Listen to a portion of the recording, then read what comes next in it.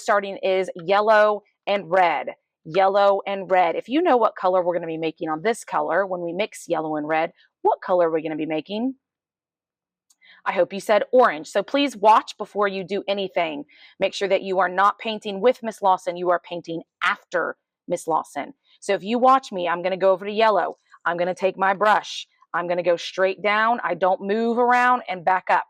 Then I move over to red. I go straight down and I pick up. Then I'm going to go to my paper and I'm going to mix it on my paper. And if you see, I am making a new color. Now, I want to make sure this paper is covered in orange paint. I've run out of paint. So this is what we're going to do. We're going to go to the area up here. You're going to take your tippy. You're going to rub his hair one way, flip it, rub it the other way. This is going to get our brush clean so we can double dip again, making sure you're going back and forth. When we're clean, again, we're going to go back to the yellow, do the same thing. Down, up, move over, down, up.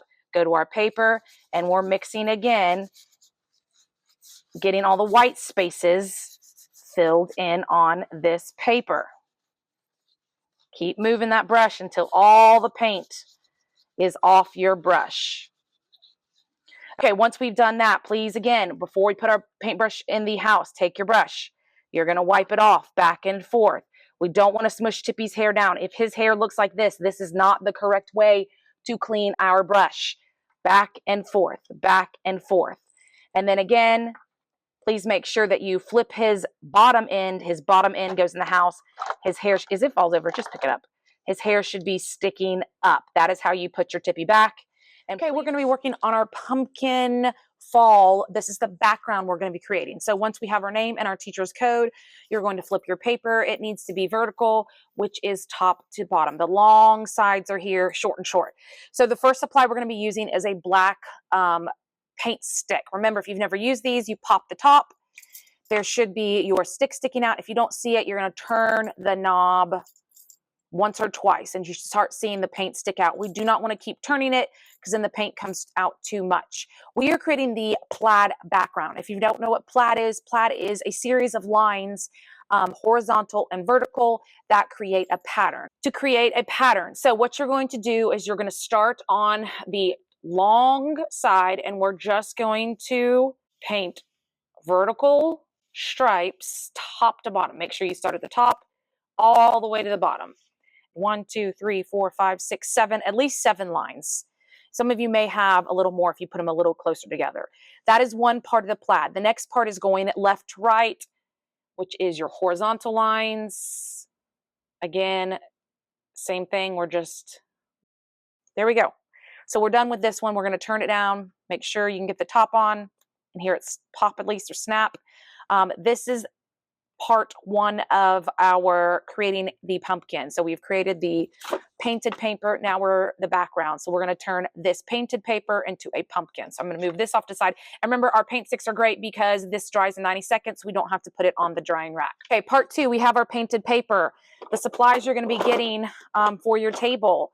You should have a brown and orange paint stick, a black crown, scissors, and a glue stick. So you may be sharing some of these. You may have enough for everybody. So if you're in charge of supplies, look to see. You don't need to hand everything to everybody at once. The only thing we first need is the black crown. So there should be enough black crowns for everybody to have at their table.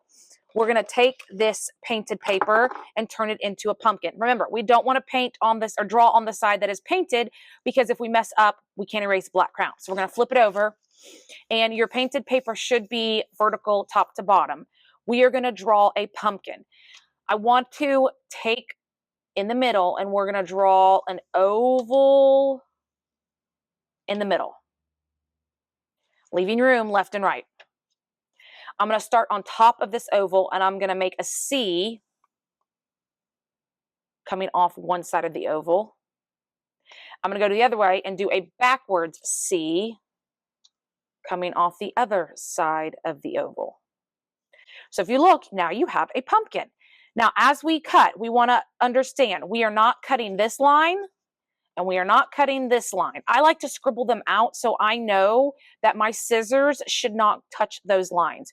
We're only cutting the outside lines. So we're going to exchange the black crown, put that in there, and there should be scissors for enough. Please remind yourself the short circle and the long oval. The long oval's for your 3 fingers. The short is for your thumb, and your thumb should be pointing up, pointing the scissors away from you. So now we're going to take this and we're going to follow that black line on the outside. You got to make sure you are touching the black line with your scissors. Again, I come to that little stop. I don't go down the middle of my pumpkin. I don't want to cut down the middle. I just want to follow those 3 lines on the outside. Okay, scissors can go back in there. And there is our pumpkin. So this is trash. We're going to take this, make sure that goes in your trash bucket on your table. And now we're going to be using our paint sticks. You may be sharing, you may have enough for everybody to have your own. Supply manager, you got to make sure that if you are sharing, you give one color to one person, one to the other, and then they will switch. So what we're going to do is I'm going to show you with the brown, and then we'll move to the orange. Again, turn it right at the top. I'm just going to draw a rectangle, which is the stem.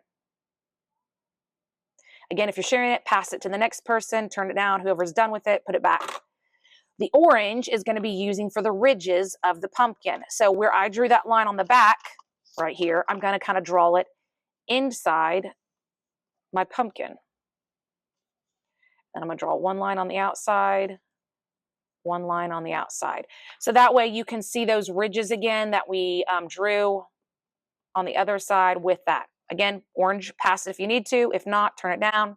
It goes back in your container. So now you have your stem and your ridges within your pumpkin. Last but not least, again, if you're sharing glue sticks or if each one supply manager passes them out, we're going to take our background, we're going to take our pumpkin, and we are going to put them together. So we want to flip the pumpkin over, just like the paint sticks. Flip it. Add your glue onto the back. If I'm sharing this, make sure I share it. If not, close it up, put it away. And then you're going to put and you can figure out where you want your pumpkin, in the middle, farther down, farther to the left, farther to the right. I think I'm going to put let's just put it right in the middle. So you don't mess anything up. I always take my paper once I glue it, flip it over, and that's where I rub on the back. So if anything is wet, I don't get it on my hands. And there is my pumpkin fall art project. Again, make sure all supplies get back in our container. It closes up. Please listen who is returning this back to Miss Lawson. Everybody else, because this is not wet, please listen to the next step because we used our paint sticks for all the other part of the project. We will not have to put this on the drying rack. So listen for your next set of directions.